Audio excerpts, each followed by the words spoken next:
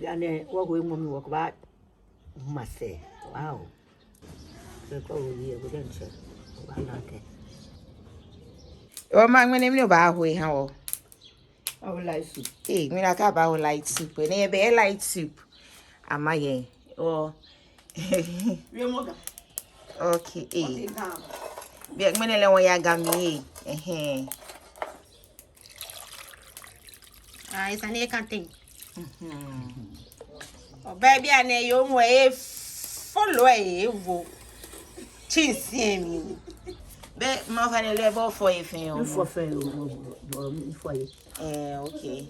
Okay. Okay, wo chinsi mi. O fa ne melo ni. Chinalo. Tolo. Ah, okay. Eu ma fa ne ka oguna mi o ke ko. Okay, mo fio. Okay, magi un ba wo. Magi lu ne. Okay, fono. Okay. Wa ba bu no ko ni la anyele. Okay. Ona fi lu e ya do fine. Fine. Okay. Obi ani wa move to spice. Sabo like any bi. Wa ba. Die. Wo no ni oba ko mini ke mini oba use. Wa ba po kaka to fa fio. Sabo like fio. Garlic fio. Ona fi le mo. Lowe. Okay. Ni o fa no ke shito fitai. Nke shito ba wo mi. Ah, okay. So ka mu ko a shi. Ah, okay. Ka wo na ke ka gbe ni wo po mo.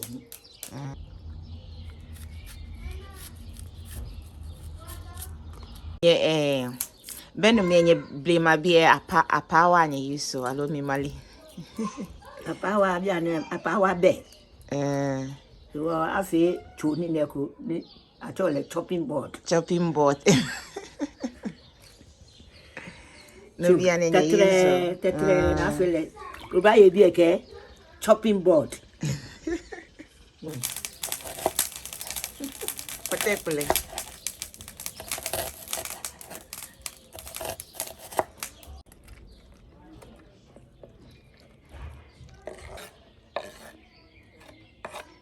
Se babu. O bia no ba bon bo ka shi bi ni. Se babu ke ga gbe ni. O ti wo se lo e no. Chichi blema. Benu me kaka to no nya yuso. Shi bia ne be blend e ba. Ko okay wo lamb okay wo blender me 2 minutes no e blend it. Bia nka no ni we ga bi I invent bia ne le ni wa. E wa wo. Le ma bia ne o ba fi an ko wa o ne fe wo e. No me fi wa wo. Si me le mi fe de ma no. Ko ni na. Woni e to we ha. Bile mona. O bia no wa titike wo.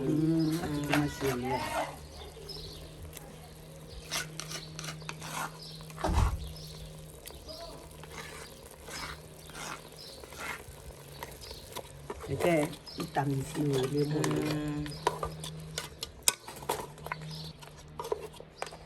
Obi ana wo ba shi ne nko ni spices Abuti no we bote na gbe wo ke mi ba wo mi.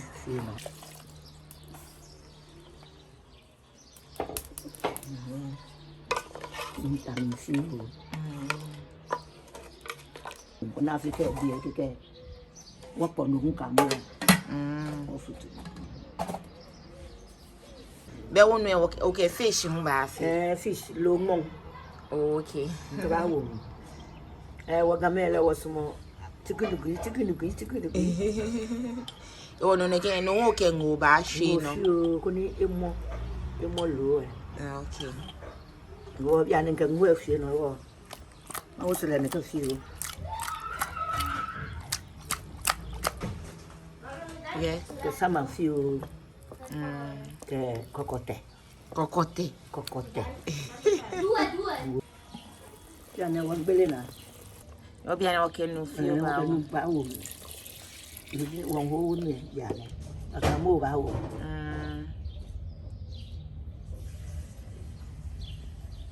Ke sabulai. Ke sabulai. Ke shito. Oh, shito. Okay. Wake Chinsi mi amo fio. Ba. Shike osmo ba you to chinsi mi amo cosmo. Obashi. No be. Onu no ne ba ko e ba ma no ni ebe. E ga wopo. Ibi wo. Okay. Bia ne ninga nu ewo ke ni ne sama tasine. Ke gbeje no.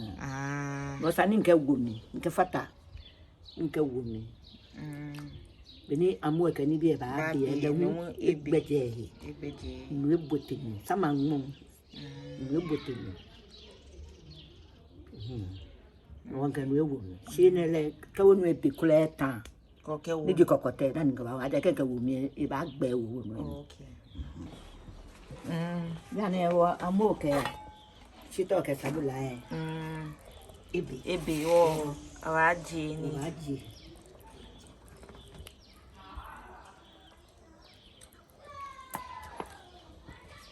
you hear me again, Tete?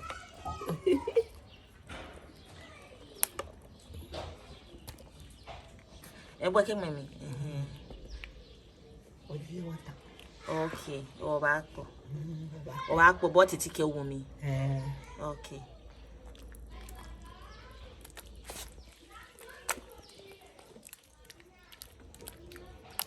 Yeah, ne work for water. Oh, flower woman. Okay.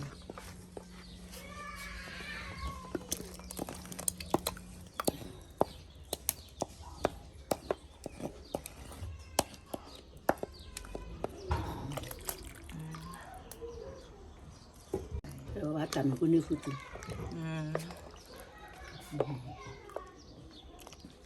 Ebene oke olowe. Fish and Fish di kokote okaba wo. Ekele e track no.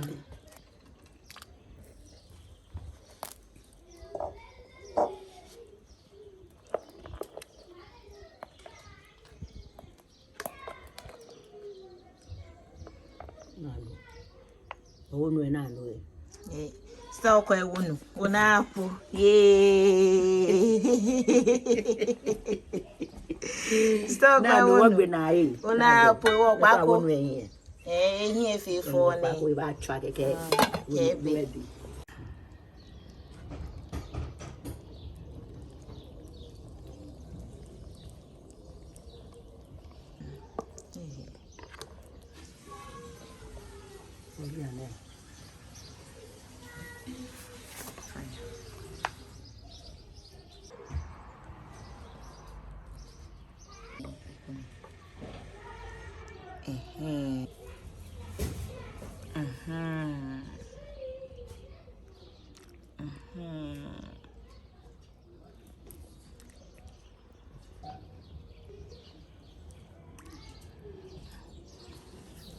Pogo mo work ba mase. Wow. Ko ye go den che. O ba na ke. Wow. Wow, fine. Kewa mo gbe because so ni eni nele o fine wa ri nche. Atom jenet koko amasa. Kokoi Jela. O jela. Ni fanye kwa ni kokoi efi ha wo. Fufu ine. Na po. Jina wo ne.